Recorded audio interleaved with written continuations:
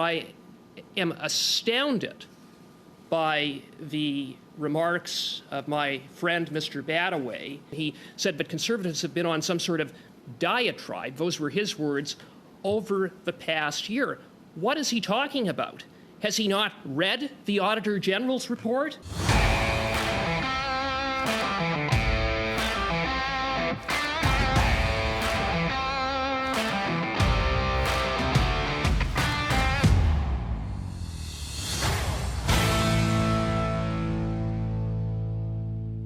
On July 23rd, the Ethics Commissioner announced what we've known for months. The former chair of Sustainable Development Technologies Canada, or SDTC, violated ethics laws by giving her own company taxpayer dollars, breaking conflict of interest rules. As a result, an emergency meeting was called for the Standing Committee on Industry and Technology and was held on July 31st to discuss what to do next. This is part one of that meeting. Let's take a look. Last week, the Ethics Commissioner of Canada produced a report on the activities of the chair of the Sustainable Development Technologies Canada, Crown agency charged with distributing money to pre-commercial green technology companies. And that was in response to a letter from Conservatives way back last November asking and seeking for a clarification from the Commissioner on what we knew then. We know a lot more now, but what we knew then. And the shocking part of it, for those who weren't following, was that the chair, the Prime Minister's handpicked chair, was found to have breached ethic laws, the Conflict of Interest Act of Canada, as a public office holder for her private interests, and she improperly furthered those private interests. Now, this meeting, emergency meeting to discuss having some hearings on this, was signed, not only put forward by Conservatives, but signed by both the NDP and the Bloc to have this as a statement of the urgency of this issue. And just briefly, for those, and why this is important, is that we actually now have the two shocking reports. The first one being the auditor, or the Ethics Commissioner's report on the conduct of the chair on a very small segment of what she did. He dealt with 3 instances, essentially, of conflict where the Auditor General's report that came out in June is even more shocking, because in the case of the chair, it found actually 20 conflicts of interest, and most of those were not examined by the Ethics Commissioner. So that report by the Auditor General found that of a little over $800 million of money, taxpayer money given to green technology companies in the 5 years that she audited, 44%, 186 times directors, 9 directors, Liberal appointed directors, were found to have had conflicts of interest. 44%. The actual total of those conflicts of interest, the Auditor General reported, is $330 million of the $800 million. And also found that another $58 million, the Auditor General found, was illegally spent outside the parameters of what SDTC was allowed to in their agreements from the Government of Canada. That's almost $400 million of the $800 million was misappropriated or had a conflict of interest when it comes to this situation with the Green Slush Fund. Wow, those are some big numbers. Puts ArriveCan to shame. Wow. Yeah, ArriveCan was like nothing at like a piddly 60 million compared to, what did they say, 400 million? Yeah, it's like... Oh my gosh. What, 8%? And honestly, like, we're sitting here in shock, but it's infuriating because that's taxpayer money. Yeah. That's taxpayer money that's being misappropriated, that's essentially being squandered, or you may even argue stolen. Now, just to make sure that everybody is clear as to what we're talking about. So, Sustainable Development Technology Canada, or SDTC. If you haven't watched the previous videos that we have in this series, because we've been covering it since the fall, Highly recommend you do that. It's an interesting watch, but it's also kind of an infuriating watch as well, but it's an interesting watch and it gives you all the context. But the nuts and bolts of it is Sustainable Development Technology Canada is a agency that was started under Jean Chrétien, and the whole point of it was to act as, almost a seed funders for, some of the green technology companies that are coming up. So you could, as one of these companies, apply for some of the seed funding, and that could help you get your business off the ground. And it was to encourage, innovation within Canada, entrepreneurs, innovators, that sort of thing.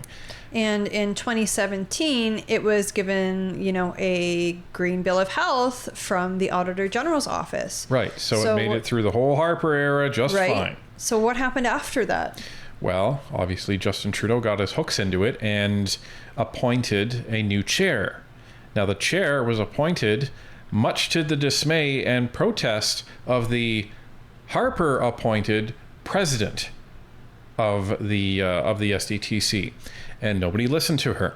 So this lady, Annette Verscheren, gets in there, and not even a couple of years in, starts enriching her own businesses that are, wouldn't you know it, green companies. One of them was started not too long before she was appointed to be the chair of the SDTC. That's interesting, isn't it? And also, she used her influence to give her own company COVID relief funding, which is crazy. But that's the whole point of this organization, and it is not a branch of the government, but it is a Crown-owned corporation. So there is some distance between it and the government, but it still is accountable to the government, to the Minister of Science, Technology, and Innovation, which is right now Mr. Champagne.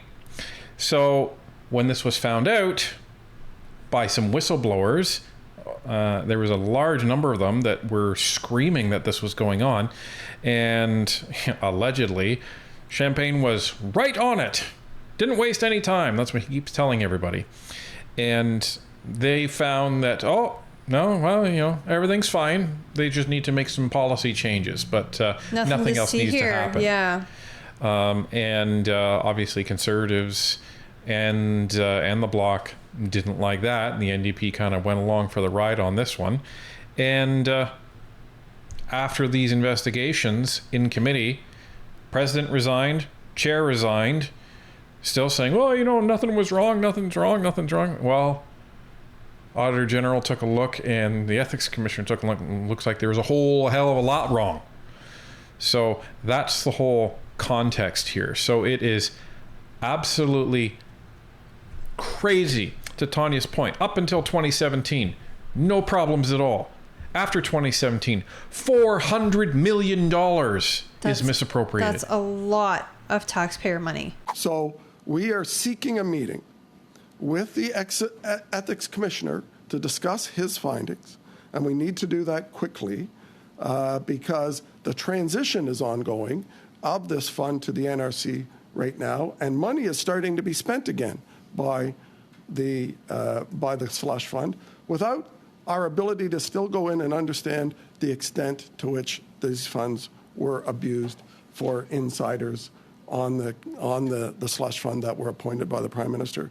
So we need to get to the bottom of this. So we want to see the Ethics Commissioner before this committee within the next 4 weeks, and we'd like to see as well the subject of this report.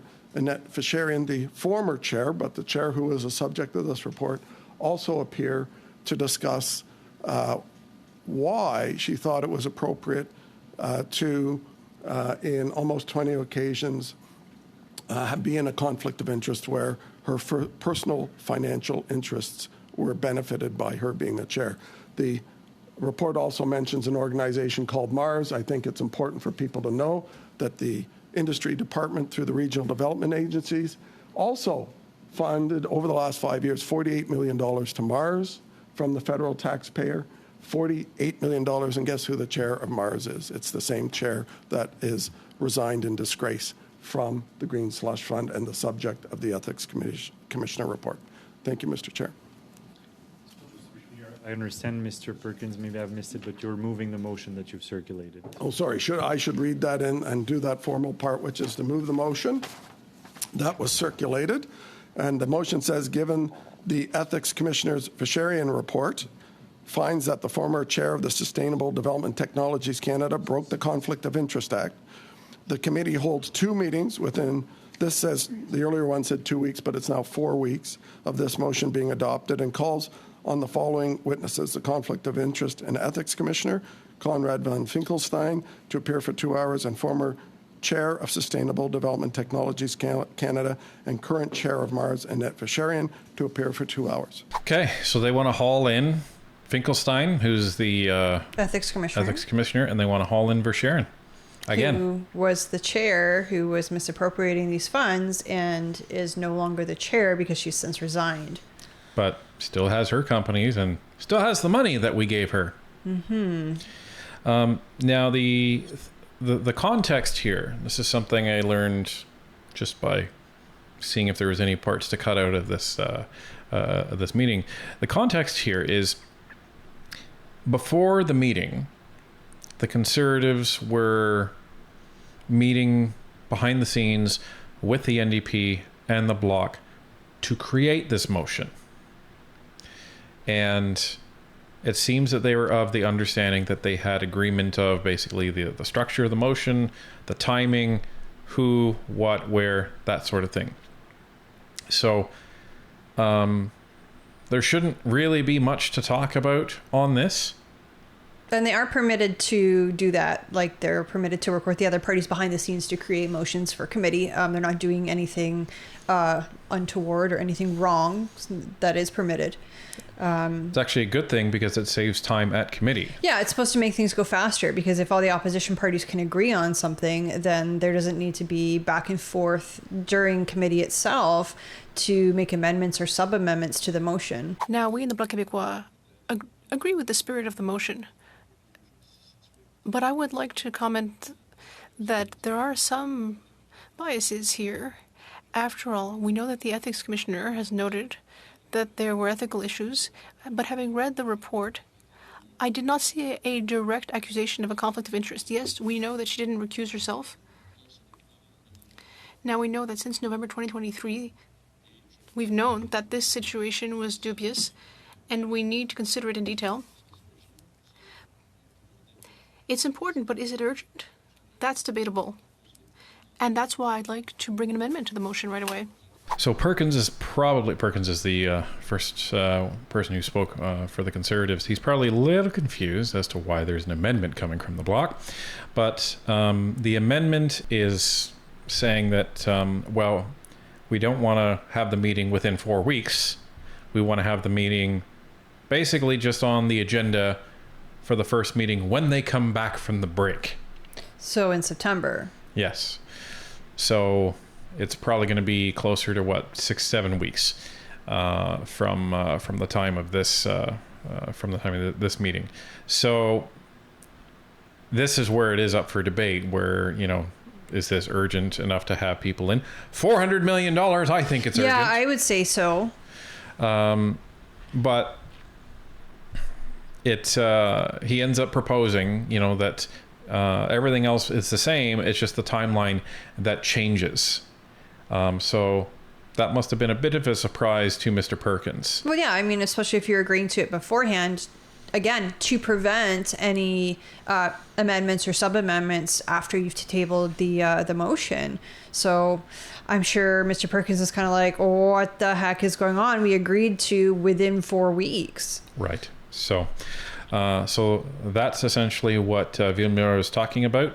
Then the floor is presented to our friend Pam Damoff, Liberal MP. Can you clarify, Chair, Monsieur Villemure's amendment is for 1 hour with the Ethics Commissioner and 2 hours with the former chair? Is that correct? Or 2 hours with each? It's 2 hours with each. Okay. But the timing would be in September, is that right? That's Is that, correct. So because I haven't seen the amendment. First item of business when we come back in September. Okay. So the first week would be dedicated to these two meetings, from what I understand. And the motion's being circulated now, so you'll have the exact wording, not the motion, the amendment to the motion. But that's essentially it, MP Damath. Okay. So I would like to speak to it if I could. I have the pleasure of sitting with my friend from the block on the ethics committee, where we did hear from the ethics commissioner as well as from the former chair prior to her resigning. But I will say, and I remember being really disappointed. That's probably not a good word, concerned and disappointed with the way she conducted herself on that committee. I mean, this was someone who had a history going back to the Harper years of being appointed to boards and advisory committees. And I pointed out to her that even if she got advice to the contrary, she should have known better and should have recused herself. I don't think there's any disagreement amongst the parties on this. She did not behave the way that she should have. She's not new to the role. If I could be mistaken on this. I think she was even appointed under former Prime Minister Martin, then under the Harper government, and then ours. So she's someone that came with the experience that she should have known better.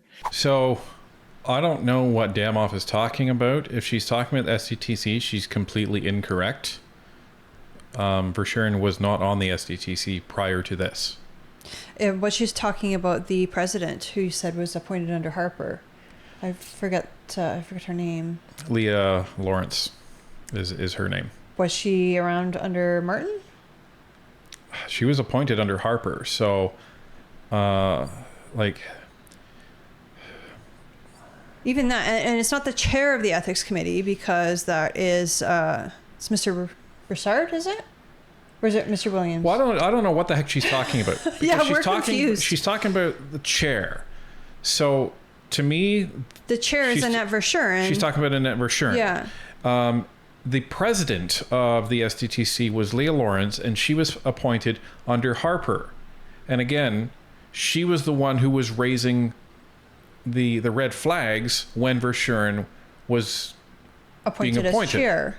And nobody listened. Yeah. Because So Damoff's very clearly not referring to the chair of the ethics committee, because that's either John Broussard or John Williams. I can't remember right now off the top of my head, but it's one of those two. But to me, she's definitely referring to Verschuren, because she's saying, well, she should have recused herself and all of this. So, no money went to Leah Lawrence's companies. Right.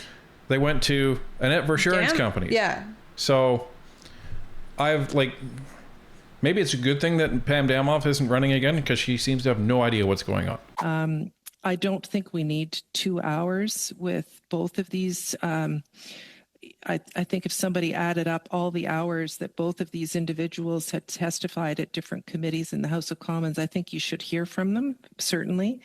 But I think an hour for each one would be sufficient. So I'd like to amend Mr. Villemure's amendment to one meeting of 1 hour each, if I could, Chair. Is that appropriate right now? Well, that would be a sub-amendment. Just one second, I'll just validate with the clerk. Okay. I bet you don't want them in committee for any longer than necessary. Well, it's easier to filibuster for an hour than it is to filibuster for 2. Right.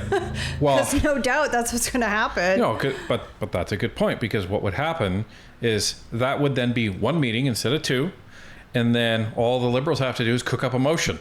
Right. Introduce that. But, maybe they'll introduce an abortion motion again. Yeah, why not? Right? In industry. Disgusting. Why not? Because, apparently that's the thing to do now. So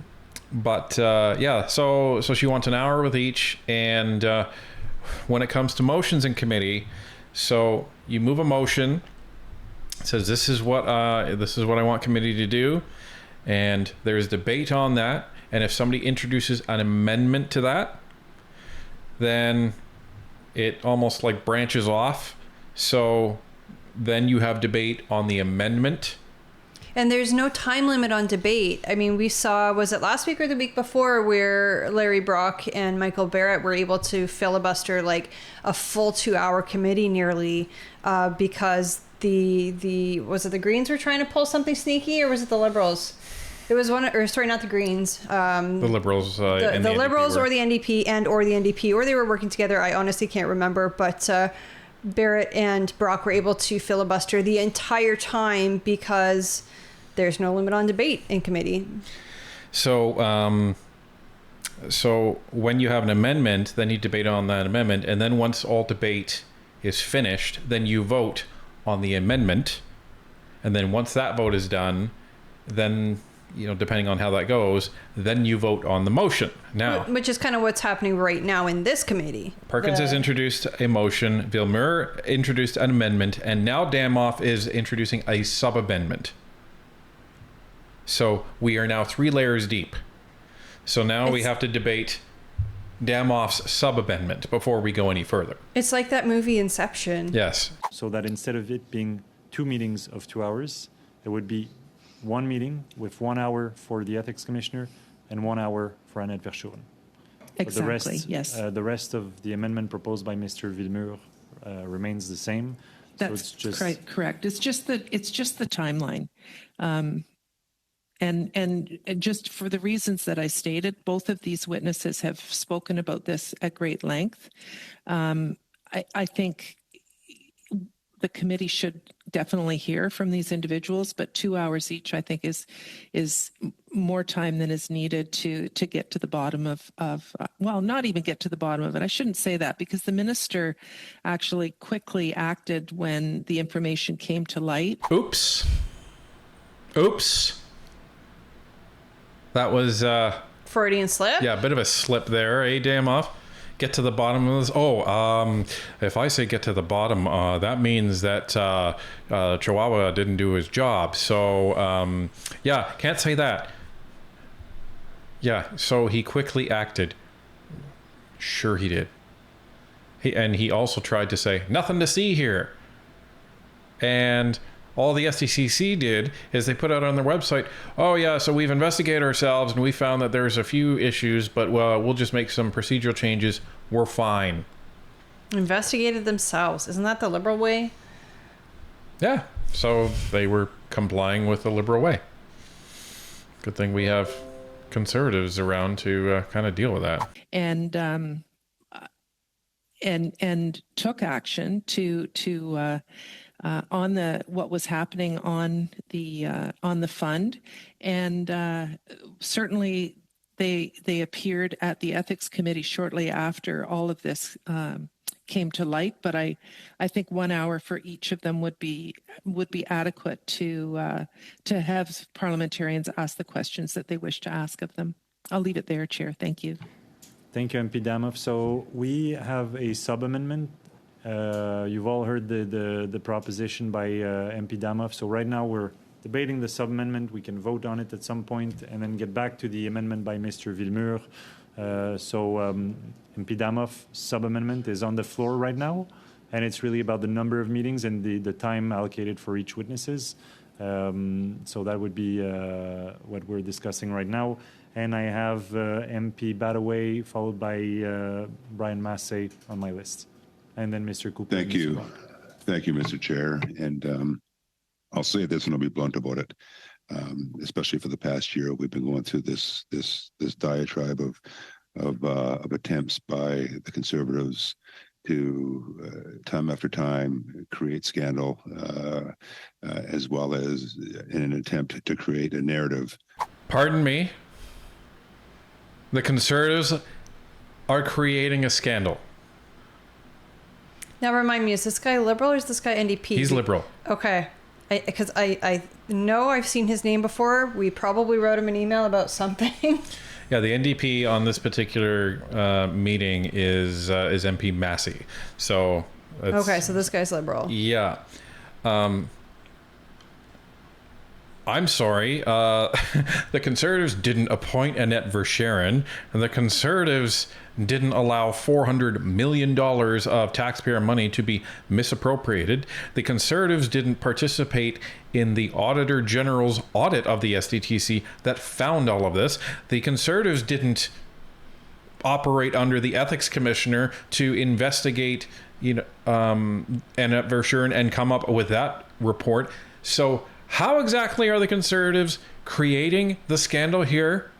Because it's always a Conservative's fault. Don't you know that? Oh yeah, Come on. I forgot. This is probably Brian Mulrooney's fault at some point. That the government isn't acting in the best interests of Canadians. And quite frankly, I'm getting tired of it because it's just, once again, a narrative that they continually try to gain and, of course, utilize the media to get out there to try and manipulate public opinion.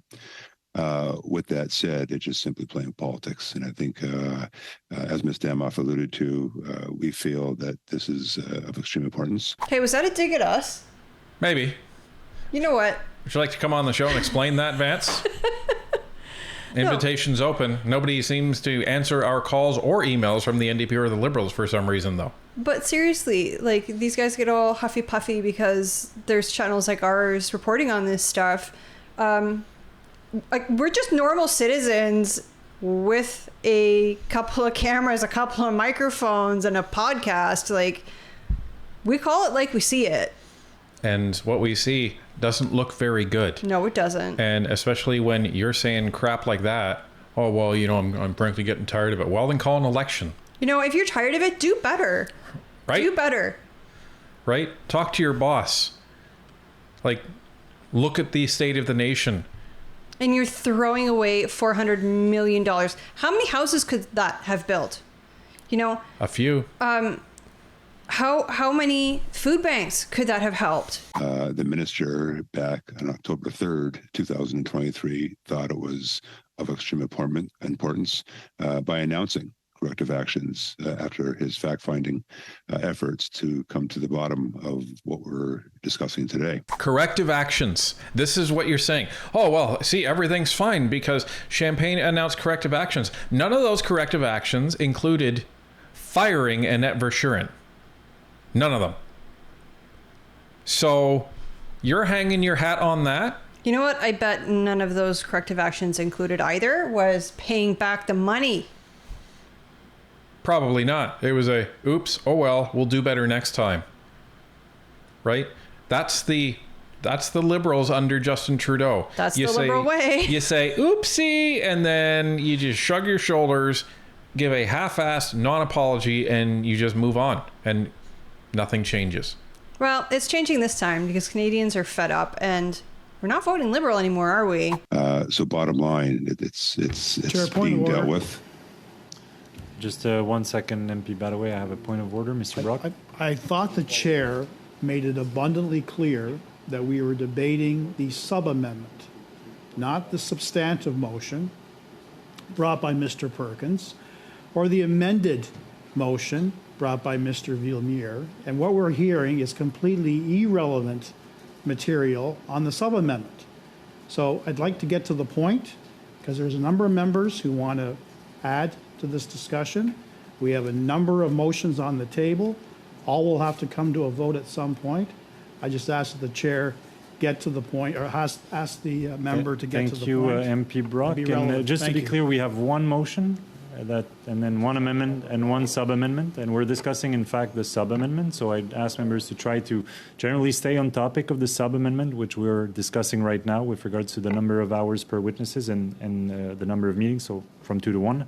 However, Mr. Brock and this committee were rather collegial. I've given leeway on all sides to sometimes stray a little past the exact topic we're discussing, and I think it can be pertinent to the sub-amendment to discuss the broader context. So I give a bit of leeway, but let's try to focus on the sub-amendment so that we can move with haste and efficiency in this meeting. Yes, you didn't tell me Brock was on this committee.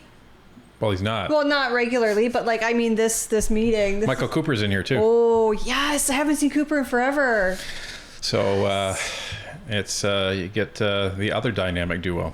But here's the thing. So Brock brought a point of order of relevance. Relevance isn't a point of order.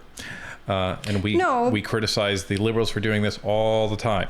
I get why he's doing it, because the guy sounds like the beginning of a filibuster to me, because all he's doing is whining and complaining about the whole process by which this happened, but it has nothing to do with the sub-amendment, which is 2 hours to one meeting. That's the sub-amendment. Yeah, well, and I was going to say that what Badaway is talking about really should be debated in the main motion, I would think. Yes, whether or not to even have this in the first place. So yeah, he should technically be saving that for the main motion. Yeah, 100%. We're not saying he shouldn't talk. He's just kind of doing it at the wrong time. Yeah. As much as I know Brock is annoyed with this, I'm annoyed with this. Unfortunately, relevance isn't really a point of order. I think it should be in this case. Well, you know what?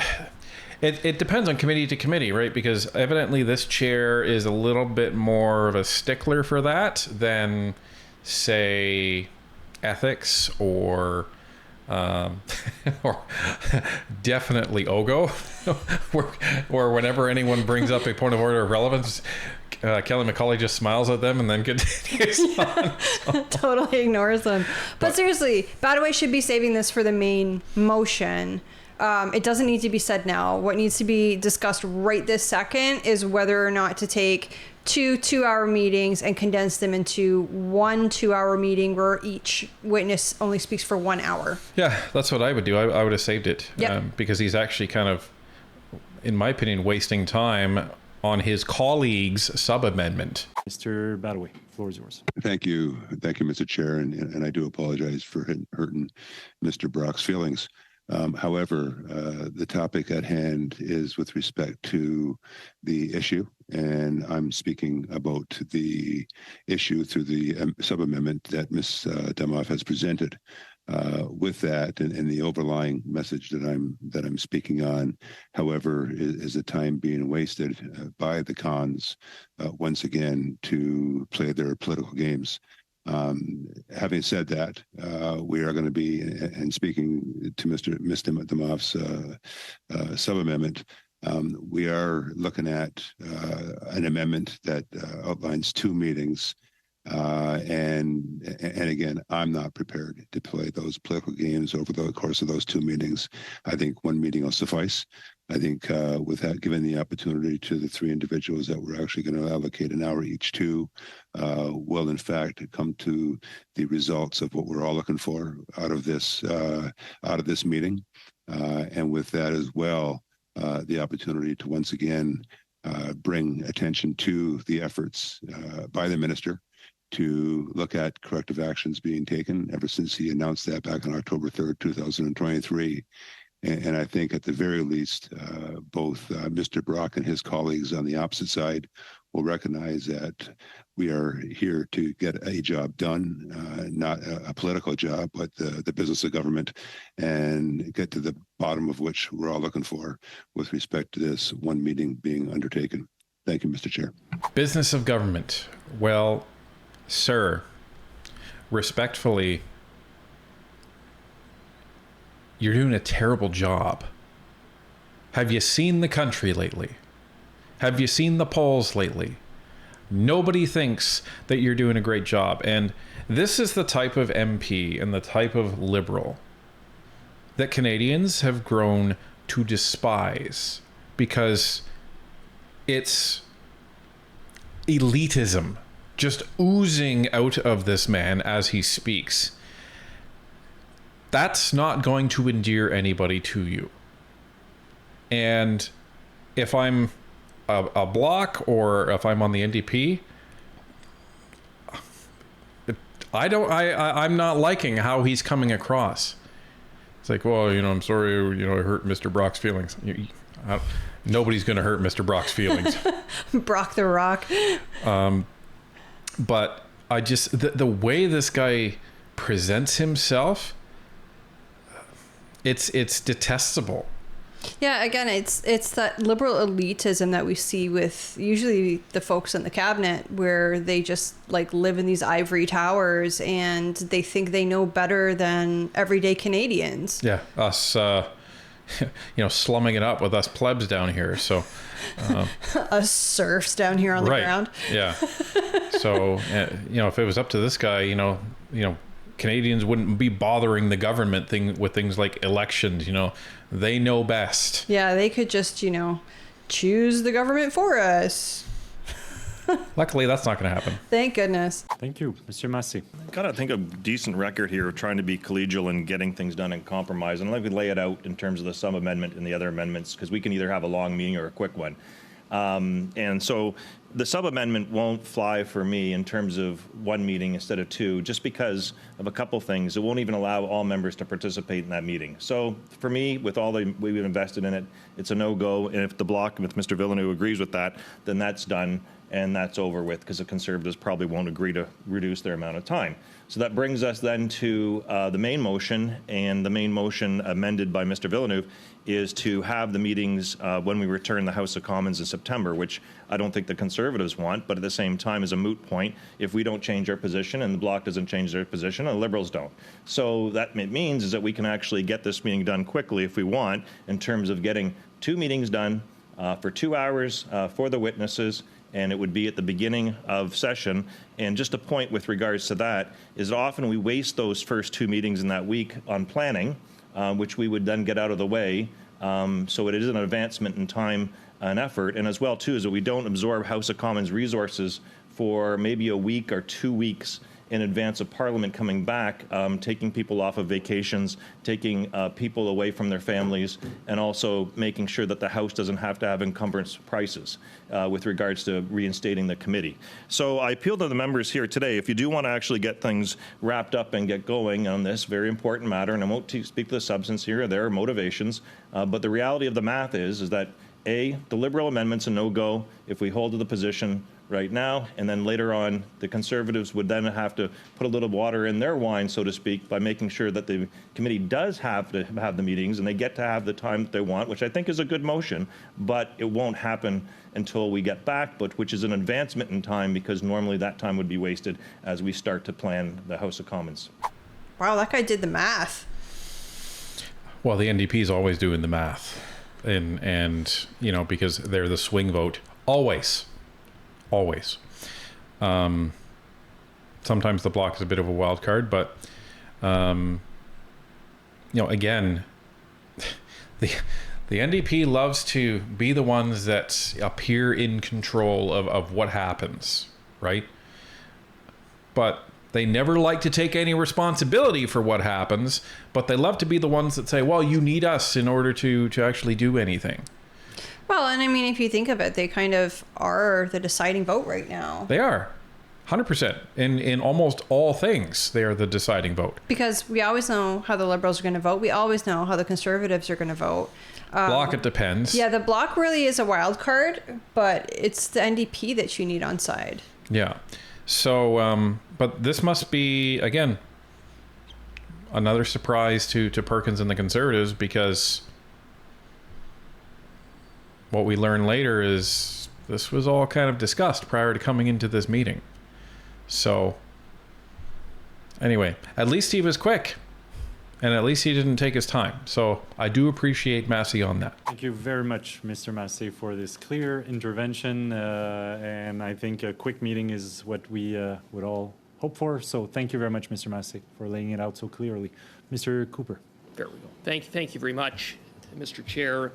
And with the greatest of respect to Mr. Massey and Monsieur Villemur, I see no reason why between now and when the House goes back that this committee can allocate 2 meetings, 4 hours.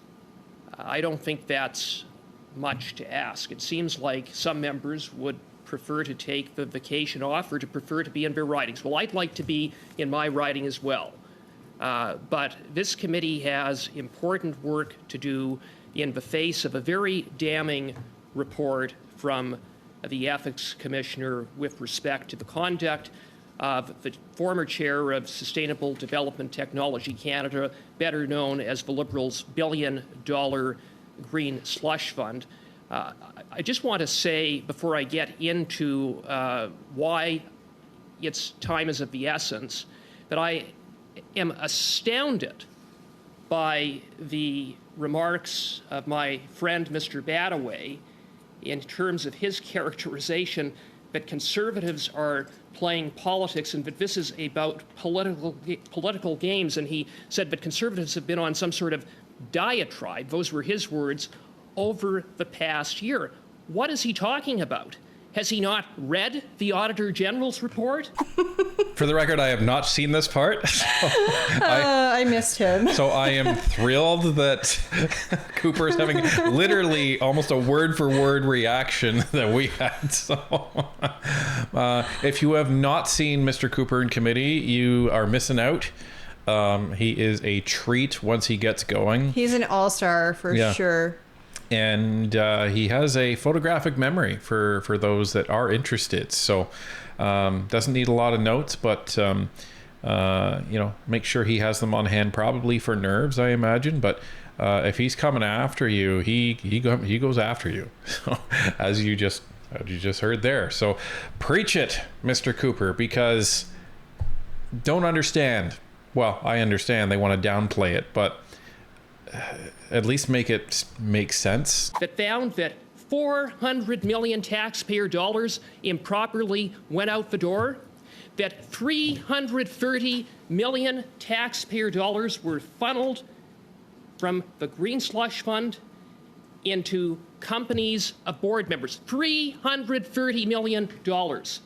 Of that, $76 million went into companies of board members as they deliberated and voted at board meetings to funnel money into their own companies or companies that they have interest in. Those were the findings of the Auditor General.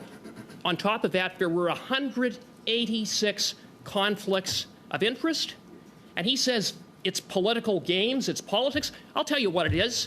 It's liberal corruption. And he should be embarrassed to be part of a government that over the past 9 years has resulted in a culture of corruption that starts at the top, starts with the Prime Minister, that has made its way through all aspects of this government, including this billion-dollar Green Slush Fund, which one department official characterized as sponsorship-level corruption. And we have now a report from the Ethics Commissioner that found that the former chair, who was handpicked by none other than former Industry Minister Navdeep Bains, the Prime Minister's best pal. Point of order, Mr. Chair. Yes, Mr. Badaway. Thank you, Mr. Chairman. Relevance. You're calling relevance. Yes, Mr. Badaway. That was brilliant. You're asking for relevance. I was honestly wondering though how long they were going to let Cooper go on. Right? Yeah, I'm kind of disappointed that Badaway interrupted. Well, he's going to say relevance, and then Cooper's going to say, "I'm speaking to the motion," just like Mr. Badaway had mentioned. No doubt that's probably going to be what he says, because Cooper can be definitely quite cheeky. Yeah, Mr. Badaway, the same goes for Mr. Cooper, and I was waiting for Mr. Brock to raise a point of order, but I'm sure as you can see, I viewed his entire intervention as relevant. Yes, well, as you can see, I give quite a bit of leeway, so I'll let you continue, Mr. Cooper, but let's try to. I think we know where everyone stands. Yeah. We can probably proceed to votes fairly quickly, and Mr. Perkins can catch his flight. So I'll yield the floor back to you. Thank you, Mr. Chair, and I'm going to get into right now why it's important that we have these hearings. We have a report from the Ethics Commissioner, a damning report that found that the Liberal-appointed former chair of the Green Slush Fund broke the law, violated ethics laws by contravening on multiple occasions the Conflict of Interest Act. More specifically, the report of the Ethics Commissioner found that the chair broke the law when she moved 2 motions at Green Slush Fund board meetings that resulted in one of her companies and our store to receive nearly $220,000 in taxpayer money. That is a case of straight up self-dealing, straight up conflicts of interest, straight up corruption, and now she has been found guilty.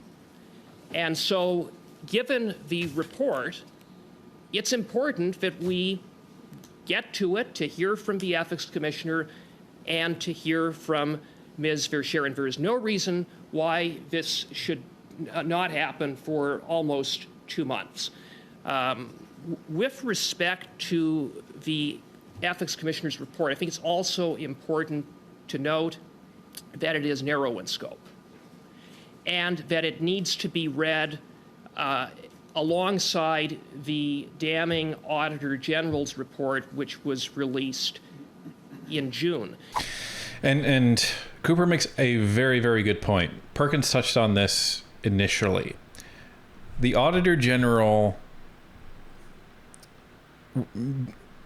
her department investigated almost the entirety of a lot of these transactions within the SDTC. That's where they end up with this $400 million dollar amount. The Ethics Commissioner didn't look at everything and only found a couple. The Ethics Commissioner only looked at a very, very small amount. I think it was like 3 or 4 issues. That's it. The fact that the Ethics Commissioner has said, well, you know, you're guilty on this and you're guilty on this and you're guilty on this, that doesn't mean that that's it. That just means that that's all he looked at. So what he's saying is you have to take that and put it side by side with the Auditor General's report. And the Auditor General found that there was 186 violations of conflict of interest. And you need to put those together and make an inference. And the inference is there's a hell of a lot more ethics violations that should actually be called out. So it's a really good point by Mr. Cooper. And the other thing that he's inferring as well is that $400 million of taxpayer money versus a member of Parliament's family vacation. What are we prioritizing here? Well, and again, with committee, you can sub people in and out. Right. So, you know, if Bob, the MP, is going on vacation with his family sometime in August and doesn't want to come to committee, he can ask, I think it would be the whip that they would speak to, the whip of his party to sub somebody else in. Yeah, we see it all the time. Yeah, that's why Mr. Brock is on so many committees. Right? Mr. Brock is not a regular member of, I think, any committee. But the way it works is all parties are alternates of all committees. No, all MPs are alternates for their party. All parties have all their MPs as alternates on all committees. That's the way it is. So it doesn't matter. So there's no excuse of vacations or not. With respect to Ms. Verschaeren and the need for her to appear at least for 2 hours, and why I think there is a need to hear from her sooner rather than later, and certainly not when we go back in 2 months, is the fact that the Ethics Commissioner specifically looked at only 2 instances where she had, in what he determined was conduct that amounted to a conflict of interest when she moved those 2 motions that resulted in $220,000 being funneled to Enner Store. But when one reads the Auditor General's report, the Auditor General identified 20 additional conflicts involving Ms. Verschaeren where she participated in and voted in favor of motions that resulted in monies being funneled from the Green Slush Fund to companies that she has an interest in. Those additional 20 conflicts involve a further $2,560,000, nearly $2.6 million that went to companies that she has an interest in in addition to the $217,000 that the Ethics Auditor General identified and that the Ethics Commissioner looked into, in which he found Ms. Verscheren guilty of violating the Conflict of Interest Act. And so it seems to me that based upon the Auditor General's report, that there may in fact be much more work for the Ethics Commissioner to do to investigate whether Ms. Verscheren contravened the Conflict of Interest Act multiple other times in 20 cases identified by the Auditor General of conflict. And so it underscores why we need to hear from Ms. Verscheren sooner rather than later. She needs to come before a committee and she needs to address these 20 additional conflicts, and then based upon her testimony, additional steps can be taken, including referring the matter to the Ethics Commissioner to undertake a further investigation. So I have more to say, but I'll leave it there for now. I'm wondering if one of the reasons why the Conservatives want to get this going sooner than later is because it will take the Ethics Commissioner's office time to investigate 20 other cases. What if it takes them somewhere in the neighborhood of, I don't know, 10 months? If they delay this, then they come to committee and the committee will recommend a report go to the House that asks the Ethics Commissioner to investigate this, and then the House will vote on that. And then by then it could be November Of this year. Yeah. And then what if the report isn't actually finished until after the election? Yeah. So that would be one of the main concerns, because if I'm a Conservative, I want this report to come out before the election. Well, and the other thing I think that we all need to remember is that, say the Conservatives do set this in motion and that the Ethics Commissioner starts to investigate, there's nothing stopping the Liberals from pulling the plug on Parliament themselves to avoid a scathing report coming out. Because as soon as Parliament is dissolved, either by the loss of confidence in the House, so that's when the opposition parties vote non-confidence, or by the governing party dissolving Parliament themselves, all work in committee stops. Everything stops. So that would also stop a report from coming out.